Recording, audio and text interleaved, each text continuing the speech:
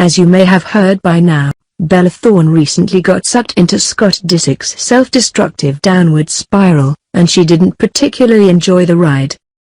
It's not a huge shock that an up-and-coming 19-year-old actress didn't enjoy her glimpse at a 34-year-old's war on his own liver, but it is somewhat surprising that Bella is being so open about just how hellish the whole experience was.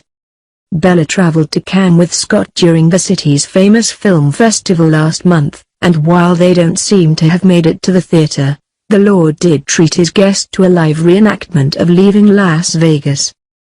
In a surprisingly candid interview with Complex, Bella surprised absolutely no one by revealing that during their time together, Disick drank a lot and pretty much acted like the self-important d-bag we've come to know and tolerate over the years. Scott is really nice, sweet, charming. I don't drink, and he really drinks a lot. And it just ended up. I just wasn't down. I was like, I got to leave, Bella told the magazine. Bella then summed up the feelings of every person who has ever watched Disick play a particularly punishing game of drink them drink, saying, I was like, whoa, this is not the way I live my life, bruh. Bruh, indeed. One would think from that description that Disick couldn't care less what Thorne thinks about him, but apparently that would be an inaccurate impression. According to TMZ, Scott sent Bella an apology bouquet on Tuesday night.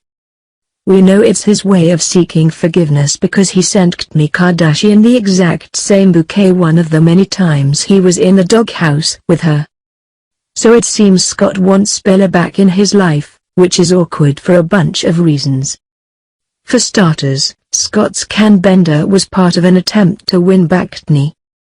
It seems he's finally come to terms with the fact that that's never gonna happen and has turned his attention to Bella. To make matters worse, Bella's traumatic few days with Scott led to a reconciliation with her ex, Greg Sulkin, who's probably not too crazy about a wild-eyed lush stalking out his girlfriend. You would think Scott wouldn't have a chance after what happened in France, but it's important to keep one thing in mind. Scott is famous, and Bella is very, very thirsty.